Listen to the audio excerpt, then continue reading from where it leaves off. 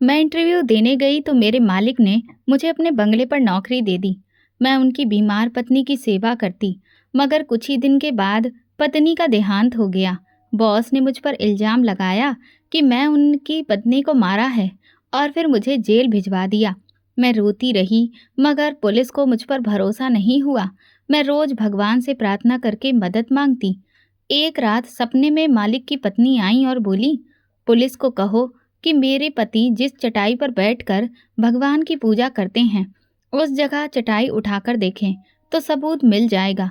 मैं अगले दिन ही मैंने यही किया और जैसे ही पुलिस वालों ने वो चटाई उठाई तो सबकी जान निकल गई, क्योंकि उसके नीचे तो दीदी, मुझे बर्गर खाना है। मैंने गुस्से से उसकी तरफ देखा और कहा कि यहाँ रोटी खाने के पैसे नहीं हैं और तुम्हें कोल्ड ड्रिंक और बर्गर की पड़ी हुई है। वो जिद करके रोने लगा तो मैंने अपना सर पकड़ लिया। अब की बार मैंने उसे एक थप्पड़ मारा और कहा कि चुप कर जाओ, वरना घर जाकर भी तुम्हें बहुत मारूंगी। दीदी, तुम उधार ही ले लो, बाद में सारे पैसे चुका देना। छोटे भाई की बात सुनकर मेरा दिमाग बहुत खराब हो गया और गुस्से से मेरा बुरा हाल था। मैंने उसका हाथ छोड़कर कहा, तू यहीं पर खड़ा रह, मैं घर जा रही हूँ। मेरे ऐसी हरकत पर वो वहाँ खड़ा हो गया, मगर जब मैं थोड़ी दूर गई तो भागकर मेरे पास आया। मैंने उसकी बेइज्जती की थी, अब उसको बदला तो लेना ही था।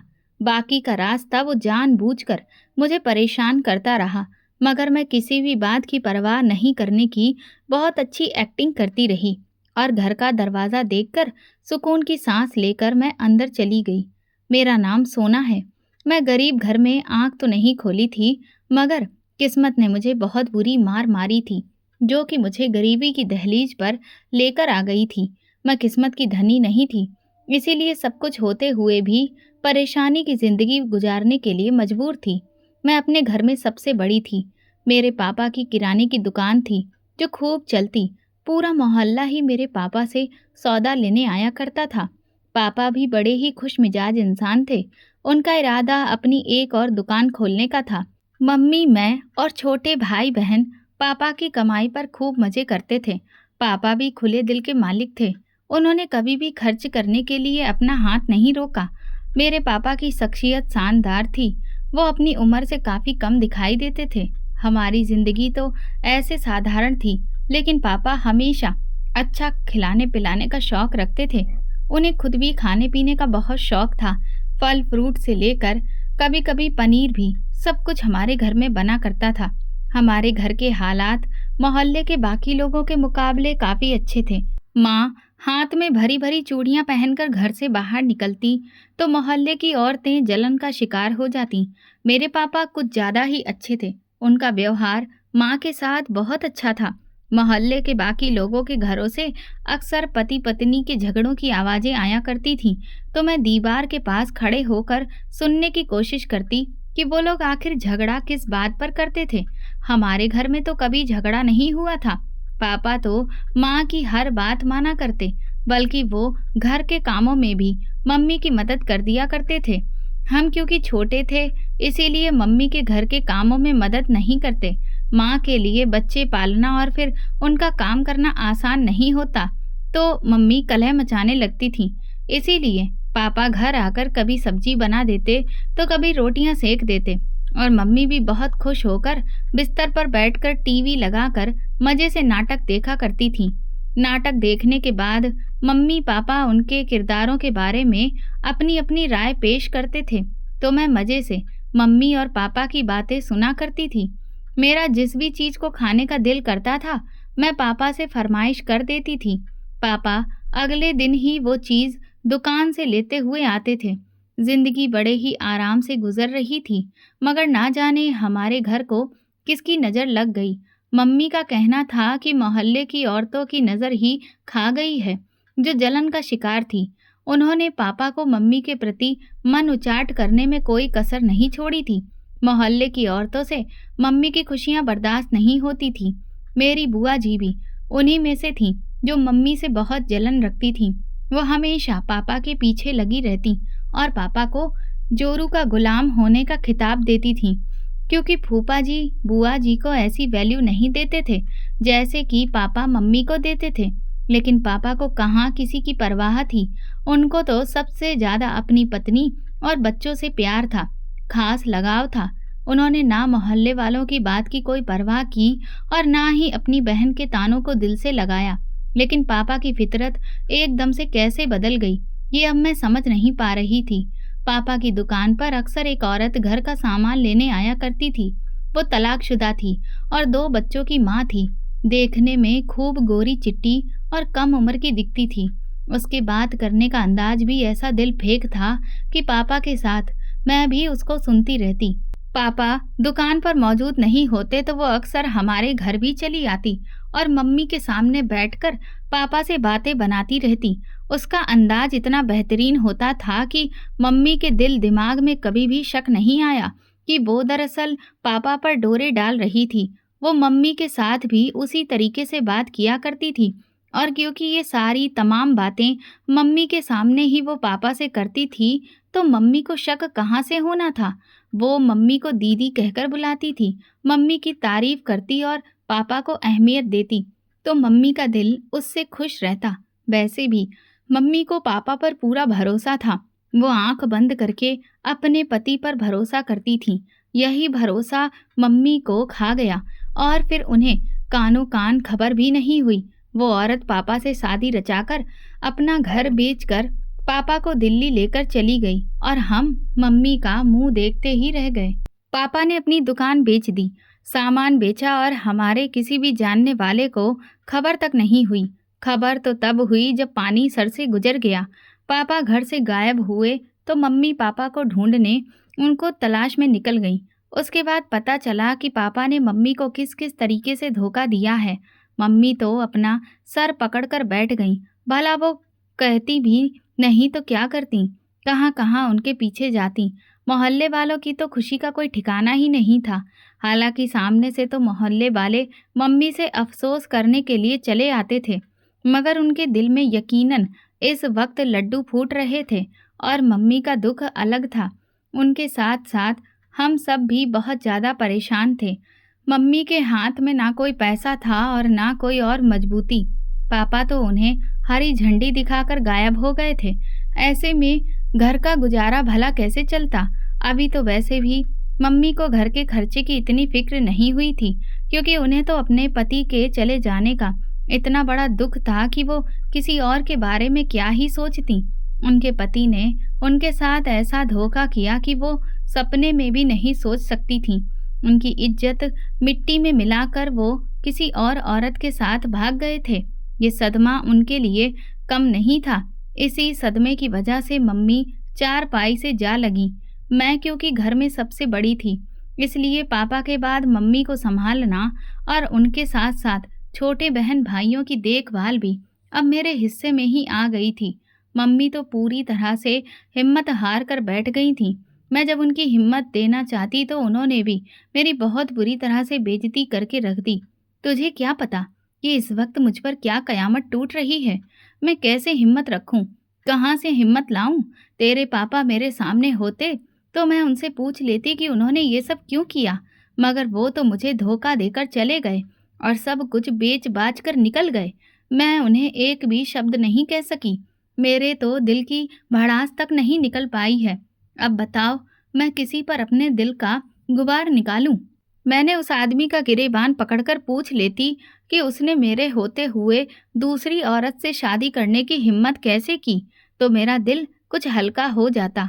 मगर वो तो ऐसे गायब हो गया है जैसे कि गधे के सर से सींग। अब मैं किस किस से लड़ूं झगड़ूं, किसको अपनी शिकायत सुनाऊं, कौन है मेरी सुनने वाला। लोग तो खुशी से फटे जा रहे हैं।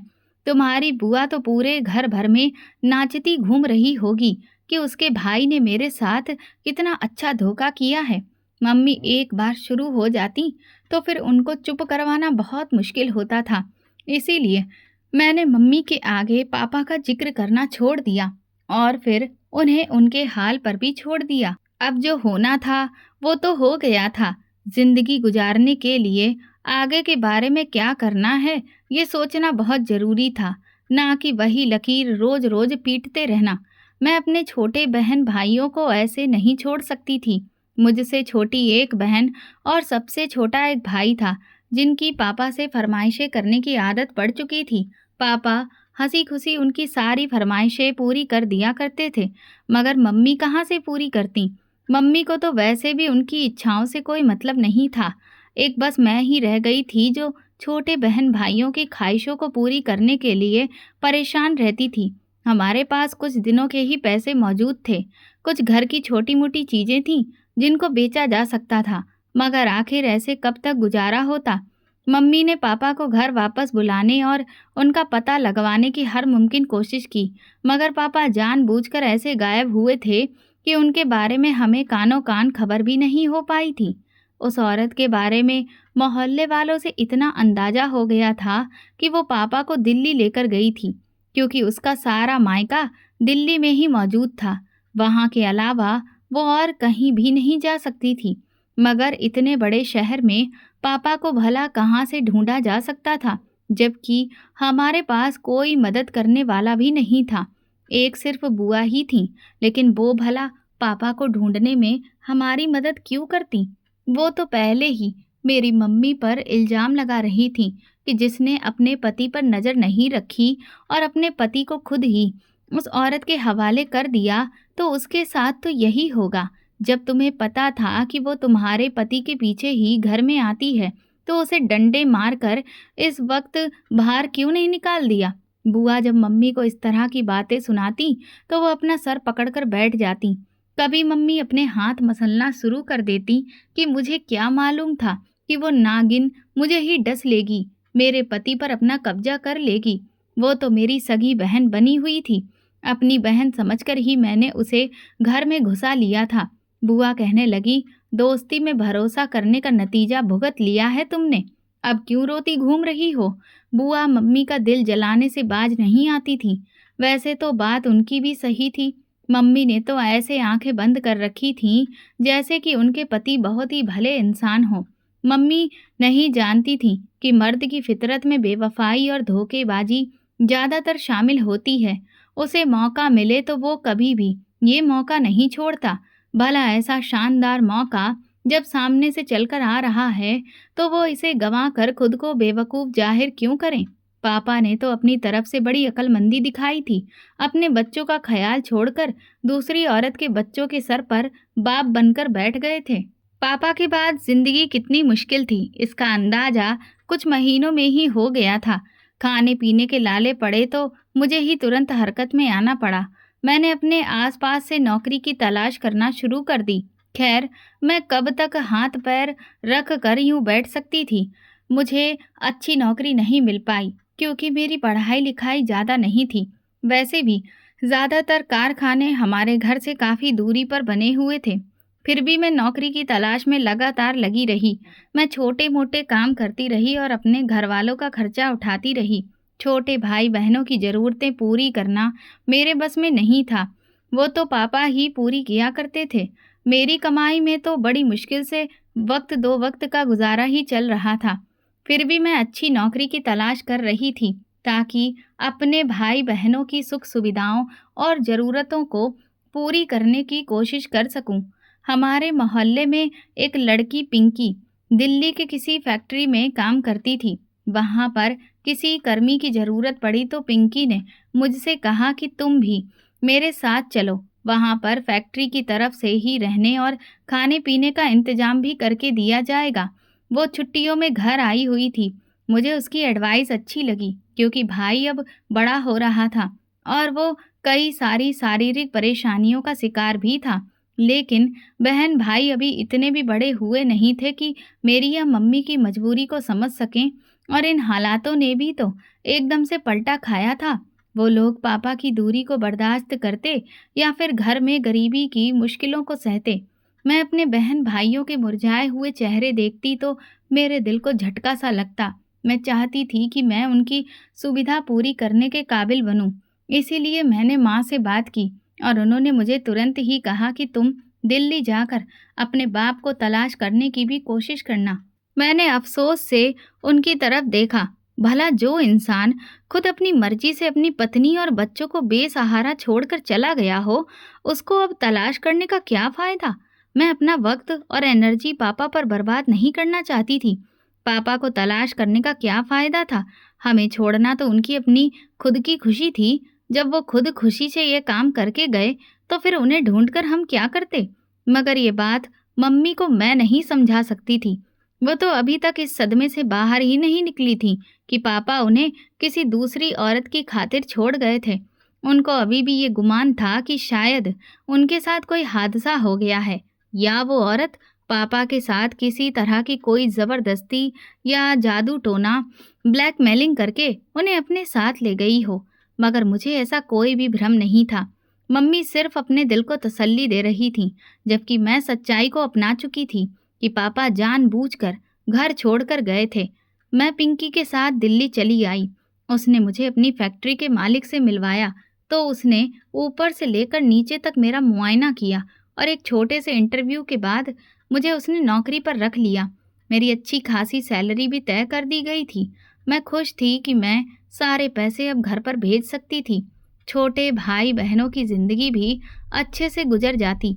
जितनी ऐश पापा ने हमें करवाई थी, मैं उतनी तो नहीं करवा सकती थी, मगर कोशिश कर सकती थी कि उन्हें एक अच्छी ज़िंदगी दे सकूं, और मैं यही कर रही थी। मैंने दिल लगाकर काम करना शुरू कर दिया। मैं आराम किए बिना ही काम में जुटी रहती। मैं बाकी लड़कियों की तरह खड़े होकर बातें करना पसंद नहीं करती थी, बल्कि अपने काम में व्यस्त रहती थी। मुझे अपने आसपास क्या हो रहा है इससे कोई मतलब नहीं था। मैनेजर की नीयत मुझ पर खराब हुई, इस बात का मुझे अंदाजा भी नहीं हुआ। एक दिन उसने मौका पाकर मेरे साथ गलत हरकत करने की कोशिश की, तो मैंने उसे बहुत बुरी तरह से डांट दिया। तुम्हारी हिम्मत कैसे हुई मेरे बारे में ऐसा कुछ भी सोचने की? मेरी तेज आवाज़ और तेवर देखकर वो साफ मुकर गया। मैंने क्या किया है? तुम ही तो मुझे बिना वजह बदनाम करने की कोशिश कर रही हो। मैं उसके इस अंदाज पर हैरान थी।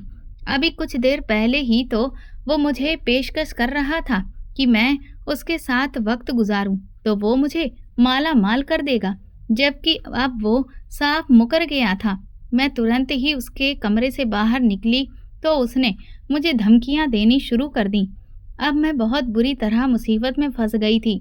वो मौका पाते ही अकेले में मेरे करीब आता और मुझे परेशान करता, और कभी-कभी मुझे धमकियां देना भी शुरू कर देता कि मैं मालिक से कहकर तुम्हें 2 दिन में ही नौकरी से अगर नहीं निकलवाया तो तुम मेरा नाम बदल देना। वो बड़ा ही अजीब इंसान था। मैं तो अपने घर के हालात बदलने आई थी, मगर किस्मत ने एक बार फिर मेरा साथ नहीं दिया था। मैं कितनी बड़ी मुसीबत में फंस गई थी। आसपास के वर्कर्स भी सब जानते थे कि मैनेजर का व्यवहार मेरे साथ बहुत खराब है, मगर वो सब मजबूर थे। गरीब घरों से रिश्ता रखने वालों की बहुत सारी मजबूरियां होती हैं। ये बाद में मैं अच्छी तरह से समझ सकी। कोई भी मेरे साथ उठकर खड़ा होता तो वो भी मैनेजर की नज़रों में आ जाता। मैंने पिंकी से इस बारे में बात की तो वो भी ढीली पड़ गई। यार, मुझे इन सब बातों का अंदाजा है, मगर हमें ये छोटी मोटी चीज़ें यहाँ पर बर्दाश्त करनी पड़ती हैं। छोटी मोटी चीज़? वो मेरी इज्जत पर हाथ डालने चला था। मैंने बेचारगी से कहा तो पिंकी ने सर हिला दिया। हाँ, मैं समझ रही हूँ, वो कुछ ज़्यादा ही फ्री होने की कोशिश कर रहा था, मगर तुम बस बर्दाश्त करो। कुछ समय बाद उसका गुस्सा उतर जाएगा तो सब कुछ ठीक हो जाएगा। लोगों की नीयत ऐसे ही खराब हो जाती है, किसी पर भी दिल आ जाता है। इसीलिए मैं इस मामले में तुम्हें ही बर्दाश्त करने के लिए कह सकती हूँ। मैनेजर का जाकर सर तो नहीं फोड़ सकती। पिंकी की बात भी अपनी जगह पर ठीक थी। वो तो खुद ही एक मजबूर इंसान की तरह नौकरी करके धक्के खाकर अपने घर वालों का सहारा बनी हुई थी। वो भला मेरा साथ कैसे दे सकती थी? मेरी खातिर वो अपनी नौकरी तो खतरे में नहीं डाल सकती थी, जबकि उसको वहाँ पर लगे हुए काफ़ी साल हो गए थे और उसको बहुत सारी सुविधाएं भी मिल चुकी थीं। मुझे तो नौकरी करते हुए अभी बस कुछ ही समय गुजरा था। दिल्ली में नौकरी करने के कई सारे ठिकाने थे। मैं यहाँ पर किसी और जगह पर नौकरी तलाश कर सकती थी। ये राय मुझे पिंकी ने ही दी थी। मैंने कहीं और नौकरी करने की ठानी। मैं रोजाना ही नौकरी की तलाश में अब निकलने लगी, मगर मेरे पास अभी एक्सपीरियंस नहीं था। मुझे नौकरी ज्वाइन किए हुए सिर्फ 2 महीने ही हुए थे, जबकि यहाँ पर ज़्यादातर सब लोगों को साल भर का एक्सपीरियंस चाहिए था। फिर मेरे पास ऐसी कोई जमानत भी नहीं थी और ना ही कोई सिफारिश। ये नौकरी तो मुझे पिंकी की वजह से मिल गई थी, जबकि बाकी जगह पर मुझे किसी न किसी की सिफारिश तो चाहिए ही थी। मैं मायूस होकर बैठ गई। कुछ दिनों में पिंकी ने मुझे एक और नौकरी के बारे में बताया। उसकी कोई सहेली थी जिसके जानने वाले एक बड़े सेठ को अपनी पत्नी की सेवा के लिए एक लड़की की ज़रूरत थी। मैं ये काम कैसे कर सकती हूँ? मुझे तो ऐसा कोई भी एक्सपीरियंस नहीं है। मैं हैरान होते हुए पिंकी से कहा तो उसने मुझे समझाने की कोशिश की। इसमें एक्सपीरियंस की भला क्या बात है? बीमारी में अपनी माँ का ख्याल तो रखा ही करती थी ना, तो बस समझ लो कि ऐसे ही उस औरत का ख्याल रखना होगा। काम बहुत आसान है, तुम्हें दिन रात वहीं पर गुजारना होगा। सेठ तो घर पर होता नहीं है, वो अपने कारोबार के सिलसिले में कहीं ना कहीं पर ही चला जाता है, मगर वो अच्छी सैलरी दे रहा है। सारा वक्त बस एक औरत के साथ गुजारना पड़ेगा तो मर्दों की नज़रों से भी सुरक्षित रहोगी। पिंकी की बात मेरे दिल को लगी थी। वैसे भी मैनेजर ने मुझे बहुत परेशान किया हुआ था। उसकी हिम्मत दिन ब दिन बढ़ती ही जा रही थी। वो मेरी मजबूरी अच्छी तरह से समझ गया था, इसलिए मैंने पिंकी को हाँ बोल दिया और फैक्ट्री की नौकरी छोड़कर सेठ के घर नौकरी कर ली। सेठ वाकई में शरीफ आदमी था। वो अपने काम से काम रखता और मेरे सामने हमेशा नज़र झुकाए रखता। वो ज़्यादातर वक्त घर से बाहर ही गुजारता था, मगर जब कभी हमारा आमना सामना होता तो वो मेरी तरफ नहीं देखता। उसकी पत्नी भी बहुत अच्छे मिजाज की औरत थी। वो बीमार थीं और चारपाई से बड़ी मुश्किल से उठ पाती थीं। मैं सारा दिन उनकी सेवा में ही गुजार देती थी। मैं जो भी काम करती थी पूरे दिन ईमानदारी और सच्ची लगन के साथ किया करती थी। मैंने उस औरत की सेवा में भी कोई कमी नहीं छोड़ी थी। मैं रोज़ाना ही उनकी मालिश करती, उनका ख्याल रखती। उनके पति ने उनके लिए खाने पीने की चीज़ों का ढेर लगा रखा था। वो तो इतना सब कुछ खा नहीं पाती थी, मगर हाँ, मुझे ज़बरदस्ती खिला देती थी। तुम खा लो, वरना तुम्हारे मालिक आकर मुझे ही डांटेंगे कि सारे फल ऐसे ही पड़े पड़े सड़गल गए हैं। उनकी बात सुनकर मैं फल खा लेती। मेरी सेहत कुछ ही दिनों में बहुत बेहतर होती जा रही थी और मुझे यहाँ पर बड़ा ही सुकून था। मेरी मालकिन दिल की बहुत अच्छी थी। उनके पति से भी मुझे कोई दिक्कत नहीं थी। मैं दिन भर कामों में व्यस्त रहती थी, मगर फिर भी अपनी आँख और कान खुले रखती थी। मैं नहीं चाहती थी कि मैं किसी पर भी भरोसा करके बिना वजह ही मर जाऊं। पापा की वजह से वैसे ही मेरा हर किसी से भरोसा उठ गया था। मेरी जिंदगी थोड़ा सुकून में आई हुई थी कि एक दिन सेठ जी की पत्नी मर गई। मैं अपने कामों से फ्री होकर उनके पास आकर बैठी ताकि उनकी मालिश कर सकूं। मैंने उन्हें 2-3 बार पुकारा कि उठ जाइए, मैं आपकी मालिश कर देती हूँ, मगर वो ना हिली ना कुछ बोली। मैं तो हैरान थी। अक्सर वो मेरी पहली आवाज़ पर ही उठ जाया करती थी, मगर इस बार न जाने क्या हो गया था। मैंने उनको बाजू से पकड़कर हिलाया तो उनके दोनों हाथ ढीले पड़ गए। मैं तुरंत उठी। मुझे कुछ अनहोनी का एहसास हुआ। मैंने उनके चेहरे को थपथपाया ताकि वो अपनी आंखें खोलें, मगर वो होशो हवास से बेगानी थीं। मैंने जल्दी से उनकी नब्ज़ पकड़कर चेक की तो देखा कि वो तो रुक चुकी थी। उनके दिल की धड़कन भी थम चुकी थी। मैं बहुत परेशान थी। सेठ जी न जाने खुद कहाँ गायब थे। वो तो सारा दिन घर में दिखाई नहीं देते थे। मैं तुरंत ही भागकर मोहल्ले वालों को बुला लाई। पड़ोस की एक औरत ने आकर उनकी मौत की पुष्टि कर दी। मेरी मालकिन बड़ी खामोशी से चल बसी थी। मैं हैरान परेशान थी। न जाने कहाँ से सेठ जी को ढूंढ कर लाया गया। मोहल्ले वालों ने खुद ही उन्हें जानकारी दी थी और रोते पीटते हुए वो अपनी पत्नी की अंतिम विदाई पर आ पहुँचे और कहने लगे कि इसको अचानक से क्या हुआ, इसका शरीर नीला क्यों पड़ रहा है। मोहल्ले वालों ने कहना शुरू किया तो सेठ जी ने भी मेरे ऊपर इल्ज़ाम लगा दिया। ये लड़की ही इसके पास में थी, यकीनन इसी ने कुछ किया है, क्योंकि मेरी पत्नी की बीमारी ऐसी तो नहीं थी कि उसकी अचानक से इस तरह से मौत हो जाए। उनके ऐसा कहते ही मैं हैरान होकर सेठ की शक्ल देखने लगी। ये आप क्या कह रहे हैं? मैं भला इनको क्यों मारूंगी? मेरी उनसे कोई दुश्मनी नहीं थी। मैं तो इनका उल्टा कितना ख्याल रखती थी। उनकी मौत अचानक ही हो गई है और जब मैं उनके पास आई तो ये दुनिया से जा चुकी थी। मेरा इसमें कोई भी कसूर नहीं है। मैंने सेठ और मोहल्ले वालों को भरोसा दिलाने की कोशिश की, मगर वो नहीं माने। मैं अभी पुलिस को बुलाता हूँ। पुलिस खुद ही सच और झूठ का पता लगा लेगी। उसने तुरंत पुलिस को फ़ोन कर दिया। मैं उसकी मिन्नतें करती रही कि जैसा वो सोच रहा है वैसा कुछ भी नहीं है। वो कहने लगा कि मेरे दिल को सुकून नहीं मिलेगा जब तक पुलिस सारी जांच पड़ताल नहीं कर लेगी। जब मेरा कोई कसूर ही नहीं था तो मुझे फिर डरने की क्या ज़रूरत थी। मगर मैं एक बार फिर मुसीबत में पड़ गई थी। जाने क्यों मुसीबत मेरा रास्ता ही देख लेती थी। एक के बाद एक मुसीबत चली आती थी। मैं तो आसमान से गिरकर खजूर में अटकती जा रही थी। मुझे समझ नहीं आता कि मेरी किस्मत मुझे किस मुहाने पर ले आई थी। मैं जहाँ भी काम करती कोई ना कोई मुसीबत उठ खड़ी होती।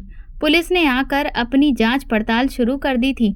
उनके सवाल जवाब से ये नहीं लग रहा था कि उन्हें मुझ पर शक है, बल्कि ऐसा लग रहा था कि जैसे उनको पूरा यकीन है कि मुजरिम मैं ही हूँ और ये जुर्म मैंने ही किया है।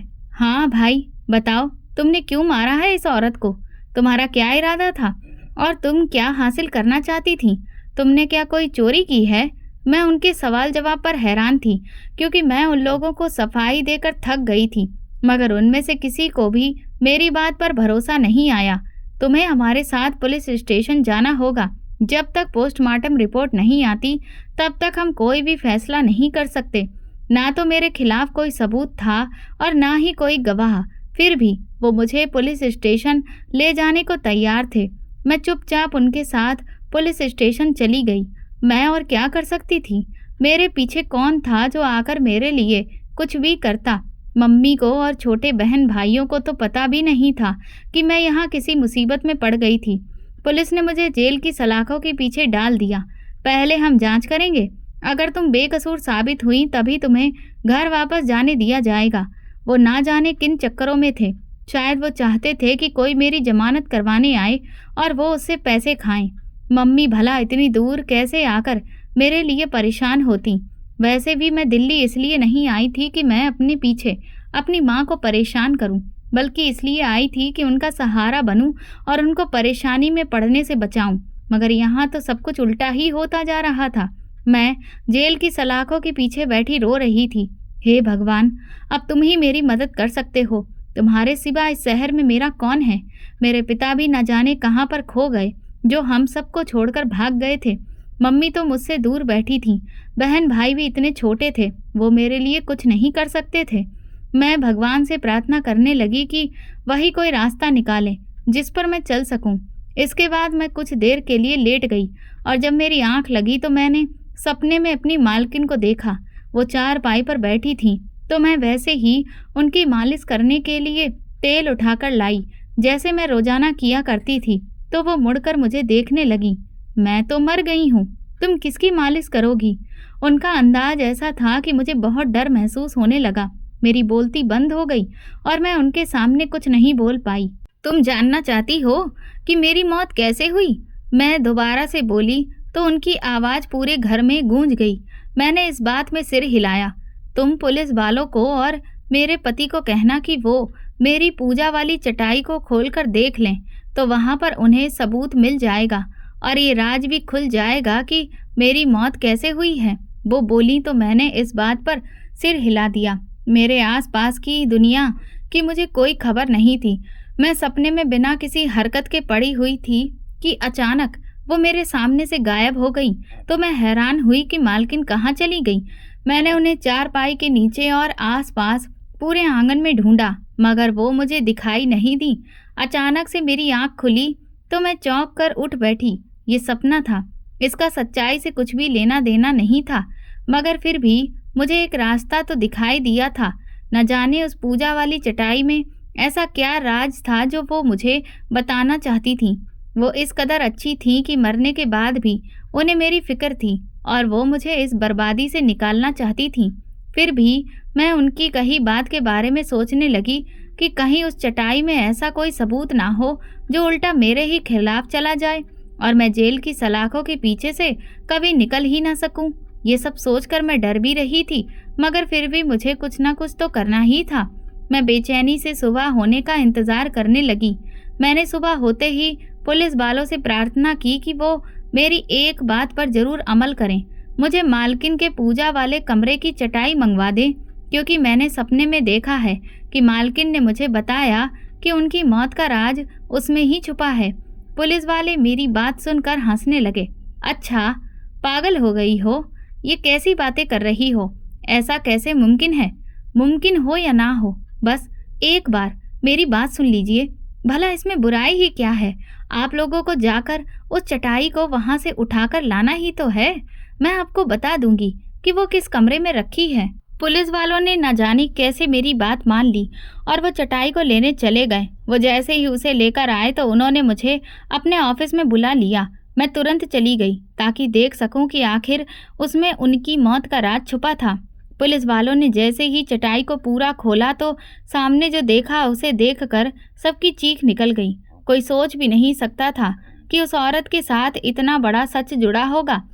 दरअसल उस चटाई में एक मोबाइल था जिसमें मालकिन ने अपना वीडियो खुद रिकॉर्ड करके उस चटाई में ही छुपा रखा था, जिसमें उन्होंने बयान भी दिया था कि उनके पति बहुत खतरनाक हैं, जो उनको एक ऐसा जहर दे रहे हैं जो उन्हें एकदम से नहीं मारेगा बल्कि थोड़ा थोड़ा करके मारेगा।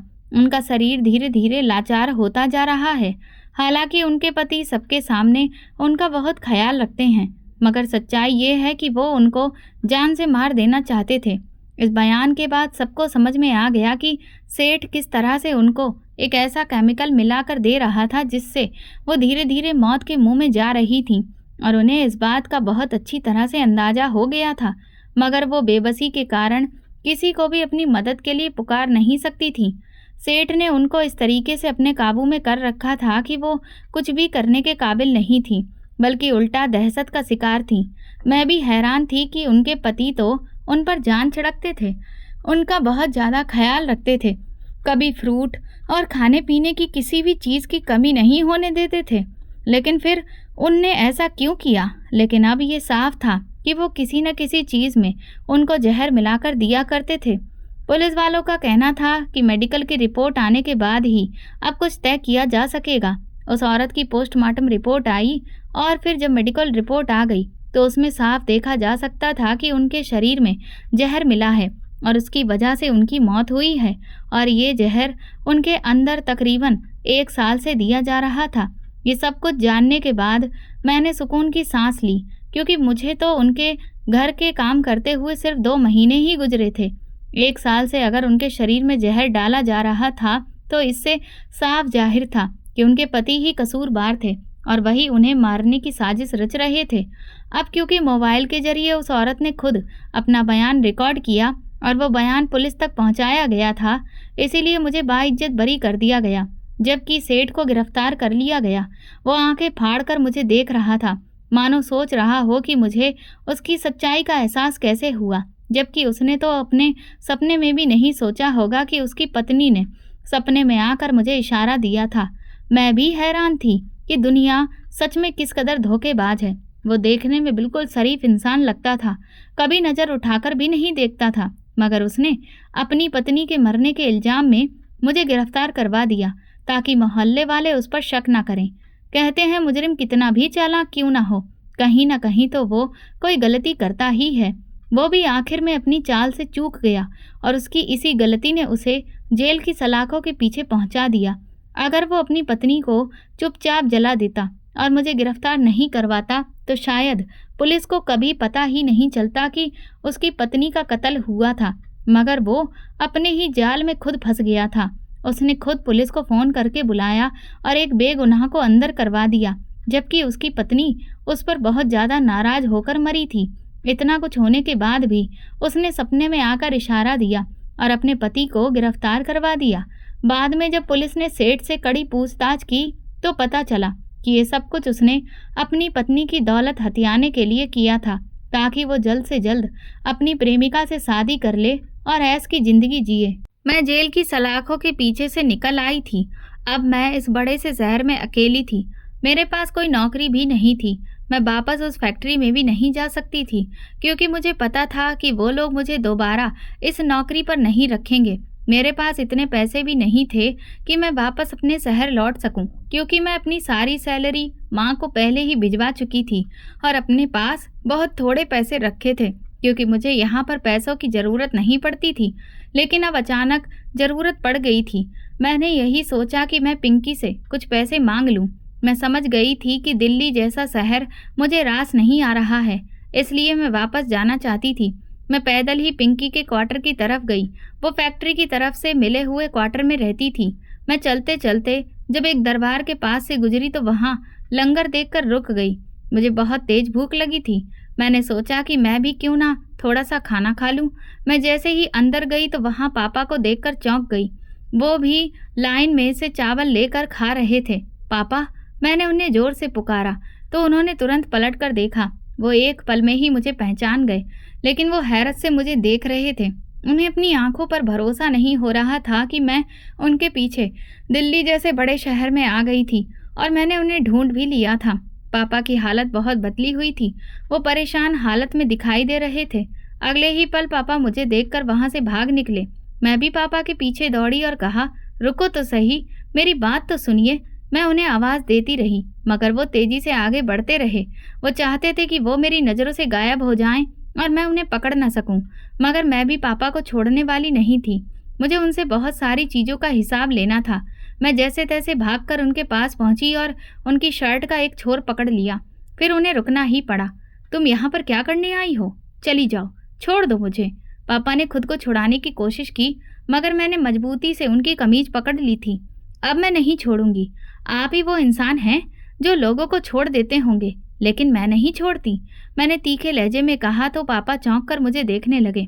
देखो, मेरी बात तो सुनो। जब तुम लोगों को छोड़ दिया तो तुम भी मुझे छोड़ दो। पापा बोले, ऐसे कैसे छोड़ दूं? मुझे बता दीजिए, आपने हमारे साथ ऐसा क्यों किया? मैंने पापा से पूछा तो उनके चेहरे पर परेशानी दिखने लगी। मुझसे बहुत बड़ी गलती हो गई। मैं उस औरत के धोखे में आ गया। वो मेरा सब कुछ लूट कर भाग गई और मुझे ऐसे हाल में छोड़ दिया। अगर मैं यहाँ पर ऐश की जिंदगी गुजार रहा होता तो इस लंगर से चावल मांगकर क्यों खा रहा होता? मैंने अपना सब कुछ अपने ही हाथों से खो दिया। अपनी पत्नी और बच्चों को धोखा देकर उस औरत के पीछे चला गया। मैं उसके इश्क में गिरफ्तार हो गया था।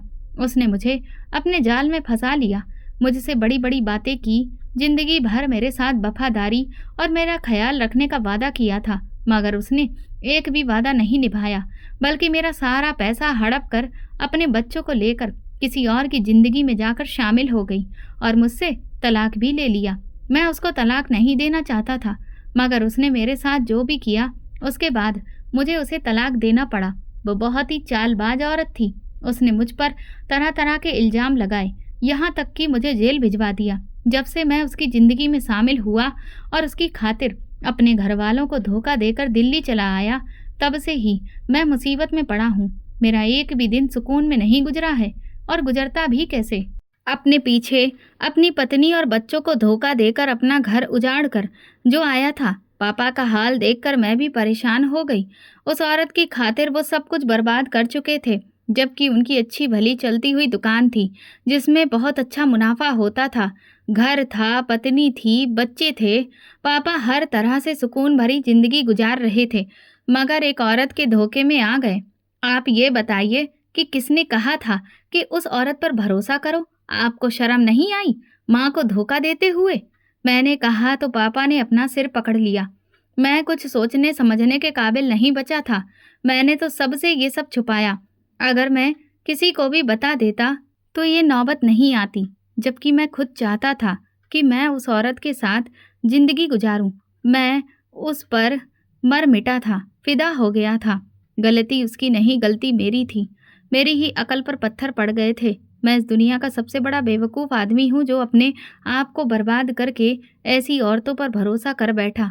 अपनी पत्नी के होते हुए न जाने कैसे भटक गया, जबकि मैं तुम्हारी मम्मी से बहुत प्यार करता था। पर उस औरत ने जब खुद मुझसे मोहब्बत जताई तो मैं उसकी बातों में आ गया। मैं अंधा हो गया। मेरी आंखों पर न जाने कौन सी पट्टी बंधी थी। मैंने जो धोखा किया है, अब उसकी सजा ही मैं काट रहा हूँ और न जाने कब तक काटता रहूँगा। पापा, वापस चलो मेरे साथ, अपने शहर, वहीं चलते हैं। नहीं बेटा, मुझे वहाँ नहीं जाना। मैं कैसे मुंह दिखाऊंगा सबको? तुम्हारी माँ का सामना कैसे करूँगा? मुझ में हिम्मत नहीं है। मम्मी की फिक्र मत करो, वो आपको माफ़ कर देंगी। वो अभी भी तुम्हारी तलाश में हैं।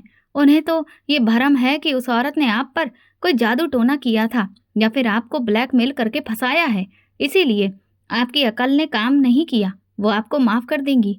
मुझे पूरा भरोसा है वो नाराज़ नहीं होंगी। उन्होंने तो ऐसा सोचा ही नहीं है कि आपने उनको धोखा दिया है, बिल्कुल भी। वो यही समझती हैं कि उस औरत ने कोई चक्कर चलाया है, इसीलिए आप मेरे साथ चलिए। मैंने पापा की मिन्नतें की तो वो सोच में पड़ गए। देखो बेटी, ये सब इतना आसान नहीं है जितना तुम्हें लग रहा है। तुम्हारी माँ मेरा कीमा बना देगी। मुझ में हिम्मत नहीं है अब दोबारा से उनका सामना करने की। तुम मुझे यहीं पर मेरे हालातों पर छोड़ दो। तुम्हें सब सच पता चल गया है ना, तो बेशक अपनी माँ को जाकर सब कुछ बता देना, मगर मेहरबानी करो मुझे यहाँ से लेकर मत जाओ। मैं मर जाऊंगा, मैं शर्म से ही डूबकर मर जाऊंगा। पापा, कुछ भी नहीं होता है। तुम्हें नहीं पता कि मैं तुम्हारे बिना कैसे जिंदगी गुजार रही हूँ। छोटे भाई बहनों का क्या हाल हुआ है तो तुम किसी बात का कोई अंदाजा भी नहीं है।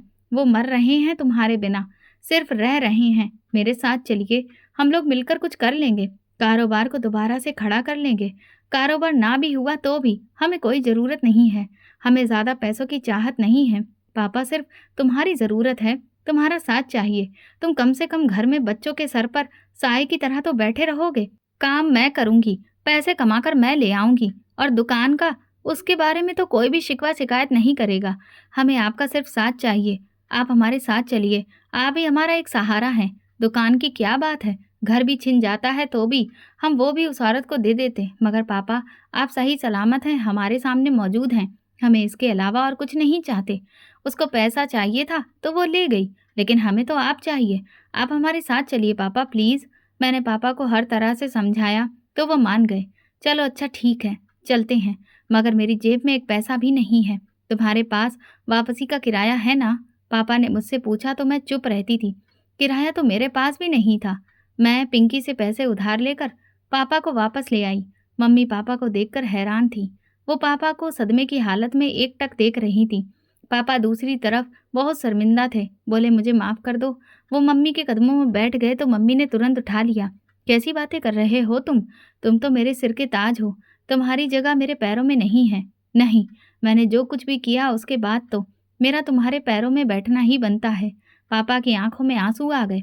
मुझे तुमसे कोई शिकायत नहीं, मुझे तुमसे आज भी मोहब्बत है। तुम ही तो मेरे सर के साए हो और हमेशा रहोगे। मम्मी की बात सुनकर पापा के साथ साथ मैं भी दंग रह गई। मम्मी पापा से इतना प्यार करती थी, मुझे यकीन नहीं हो रहा था। मुझे तो हमेशा यही लगता था कि पापा मम्मी से ज़्यादा प्यार किया करते थे, मगर पापा ने अपनी मोहब्बत को दागदार कर दिया था कि आज मम्मी ने अपनी मोहब्बत का सबूत दे दिया था। बाकी औरत की वफादारी का कोई भी मुकाबला नहीं कर सकता। अगर वो वफादारी करने पर आ जाए तो मैं सब कुछ हार कर आ गया हूँ। मेरे पास अभी कुछ भी नहीं है। पापा ने मम्मी को एक और सच बताया तो मम्मी ने उनकी कोई परवाह नहीं की। हमें पैसे की ज़रूरत नहीं, पैसों के बिना भी गुजारा हो जाएगा। हमें तुम्हारी ज़रूरत है। मम्मी ने वही बात कही जो मैंने पापा से कही थी। पापा का दिल अब शांत था। उनके चेहरे से साफ जाहिर हो रहा था कि मम्मी की बात सुनकर उनको कितनी तसल्ली मिली है। तुम मुझे ताना तो नहीं दोगी कि मैंने तुम्हारे साथ इतना बड़ा धोखा किया और इतनी घटिया हरकत करके अपनी ज़िंदगी की सबसे बड़ी गलती की? नहीं, ऐसा कुछ नहीं होगा। तुम ही हो जिसमें हमें सारी ज़िंदगी का सहारा है, तो आराम दिया, और अब अगर मुसीबत के दिन आए हैं तो तुम अकेले क्यों काटोगे? हम सब मिलकर काटेंगे। अच्छे वक्त में हम सब साथ रहेंगे। माँ के अंदर पापा को देखकर न जाने कहाँ से हिम्मत आ गई थी। मुझे तो अंदाजा ही नहीं था कि मम्मी ने पापा को ना तो कोई ताना दिया और ना ही कोई शिकवा शिकायत की। किसी भी बात पर वो बहुत खुश थी कि पापा वापस लौट आए हैं, वरना वो यही कह रही थी कि मैं क्या कर सकती हूँ। छोटे बहन भाई भी पापा के आने पर बहुत खुश थे। पापा जल्दी ही नौकरी की तलाश में निकल पड़े। उन्हें जूते की दुकान पर नौकरी मिल गई। मैं भी अपने शहर में ही नौकरी करना बेहतर समझा और फिर मैं एक कारखाने में काम करने लगी। यहाँ मेरी सैलरी थोड़ी थी, मगर फिर भी अपने शहर में कम पैसों में भी गुजारा करना आसान हो रहा था। मैं सुबह सवेरे पापा के साथ ही काम पर निकल जाती थी। मेरी और पापा की सैलरी में अच्छा गुजारा हो रहा था। सबसे बड़ी बात यह थी कि अब हम सुकून की ज़िंदगी गुजार रहे थे। अब हमें फ़िक्र नहीं थी पापा की ज़िंदगी में दोबारा कोई औरत आएगी, क्योंकि दोबारा कोई धोखा नहीं खा सकते थे, क्योंकि वो सब कुछ लुटा चुके थे। मगर सुकून की बात यह थी कि अब हम सब साथ हैं। मैं मम्मी और पापा को एक साथ बात करते हुए, हंसते हुए देखती तो मुझे बहुत अच्छा लगता था। मैं खुश थी कि हमारे सुकून के दिन वापस लौट आए थे। जिंदगी में पैसों की अहमियत अपनी जगह, मगर रिश्ते ज़्यादा ज़रूरी होते हैं। पापा के साथ रूखी सूखी भी बहुत अच्छी लगती थी। मैं अपने भगवान की शुक्रगुजार थी जिसने मुझे हर मुश्किल से निकाल कर एक नए रास्ते पर चलने का मौका दिया था। दोस्तों, आप किस शहर से हमारी ये कहानी सुन रहे हैं, कमेंट में बताएं। अगर आपको हमारी कहानी पसंद आई हो तो कमेंट करके ज़रूर बताएं। वीडियो को लाइक करें और ज़्यादा से ज़्यादा शेयर करें। अगर आप चैनल पर नए हैं तो सब्सक्राइब ज़रूर करें और नोटिफिकेशन बेल दबा दें ताकि अगली अपडेट सबसे पहले आपको मिले। धन्यवाद।